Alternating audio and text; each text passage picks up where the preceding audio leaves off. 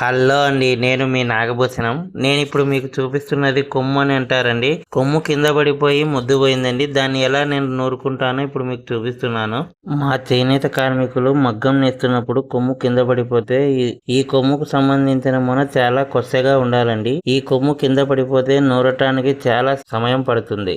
మా నేత కార్మికులు మగ్గం నేస్తున్నప్పుడు ఏదైనా పోగు తెగిపోయి అణులలో అడ్డం పడినప్పుడు ఇలా జరుగుతుందండి. ఇలా కొమ్ము కింద పడిపోయినప్పుడు కొమ్ముకు సంబంధించిన మొన విరిగిపోతుందండి. ఇలా విరిగిపోయినప్పుడు ఇలా రాయి మీద నీరు పోసి ఇలా తోముకుంటామండి. ఈ కొమ్ము తోముకోవడం వల్ల షార్ప్నెస్ బాగా వస్తుంది. ఇలా షార్ప్నెస్ గా ఉంటేనే కొమ్ముతో మగ్గం నేయటం కుదురుతుంది. ఇక్కడితో కొమ్ము నూరే ప్రాసెస్ పూర్తయిందండి. ఇప్పుడు ఈ కొమ్ము షార్ప్నెస్ గా ఎలా వచ్చిందో చూస్తాం రండి.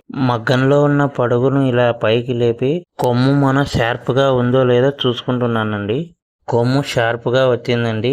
ఇక్కడితో నేను నా వర్క్ స్టార్ట్ చేస్తున్నానండి. నమస్తే అండి.